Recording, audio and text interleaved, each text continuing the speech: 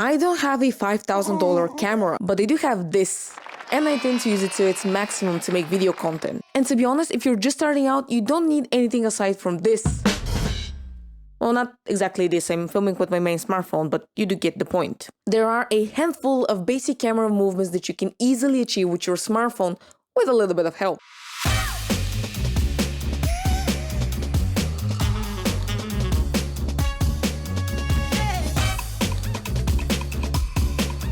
Not that kind of help, with a little bit of help from your inbuilt video stabilization. You don't need any gear to make this happen aside from your smartphone. So let's see if the inbuilt stabilization on my S21 Ultra didn't exactly and ruin this video completely.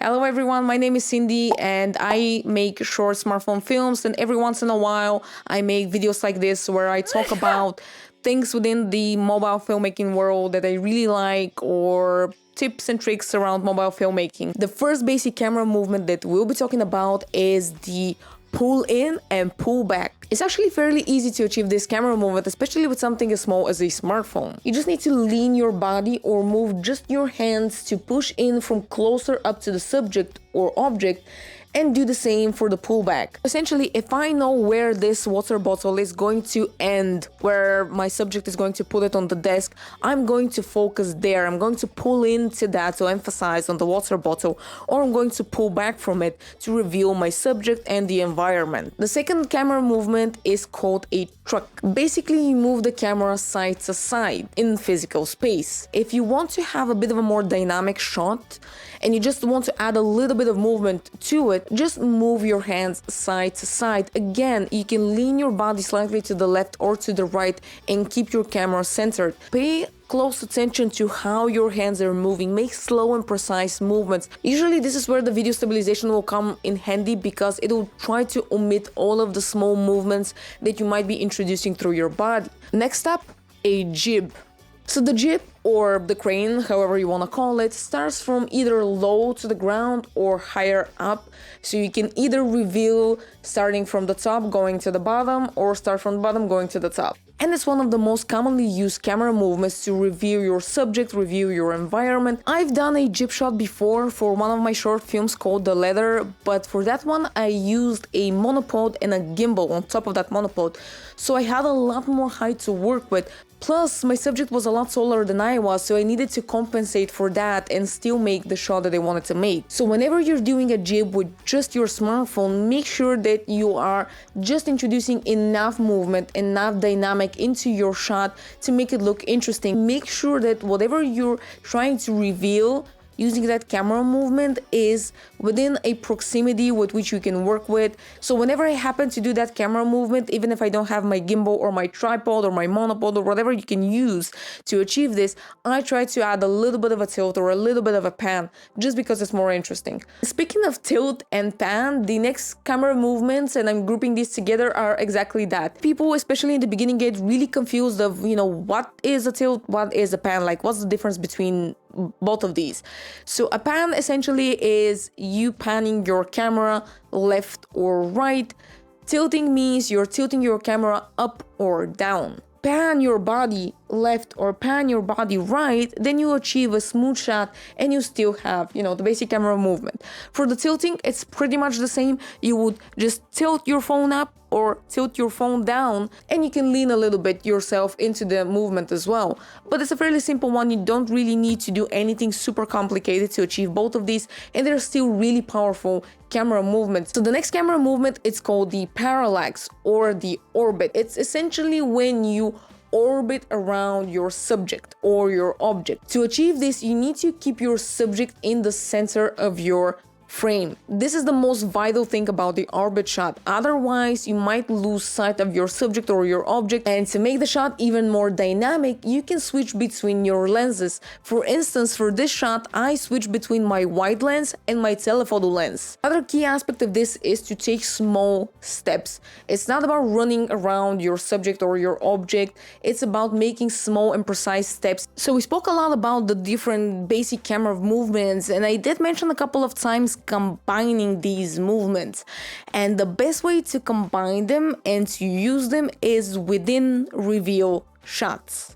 one of the most common used in movies. You reveal your environment, you reveal your subject, you reveal an important piece of information.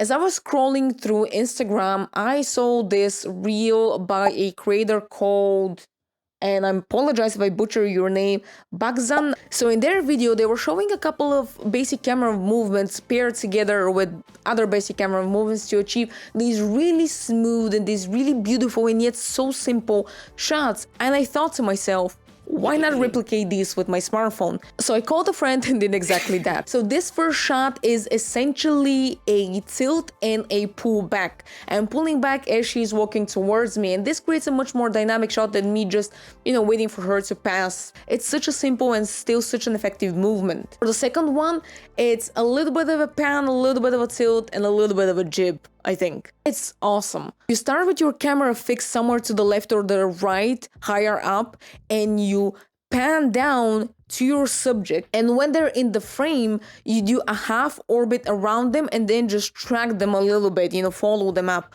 A simple couple of seconds, but you introduce your subject in an interesting way. You show a little bit of the environment, and then you continue the story. You follow this, person. Where are they going? What are they doing? Now your viewer is a little bit more invested into the story. This next one is super simple. You have enough of your environment already present, already shown, but you don't have your subject there.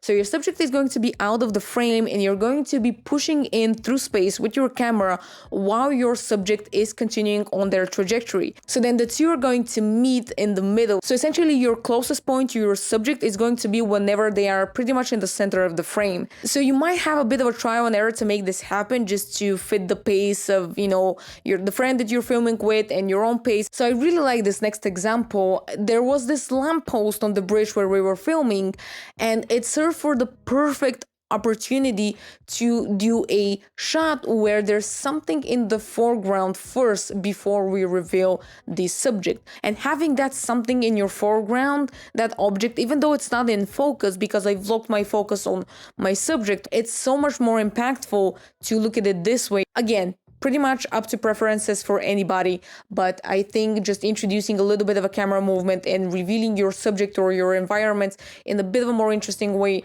is a lot more captivating and can inform a little bit more, your audience about what this character is, like where they are. Not, drop a ballerina in the desert unless it's pretty much a horror film about a plane crash or something like that. You would introduce that ballerina, in the studio or at home practicing or doing something that informs the audience of her character. Because we have a very simple example of just a person walking around, we are trying to find something more engaging in the environment to reveal them and to introduce them to the audience rather than just plop them on screen. So for this next example, it's not a perfect match and it's not a perfect example, but it's just going to give you a little bit of a, idea of how you can do a cool orbit or, parallax shot when your subject is not stationary.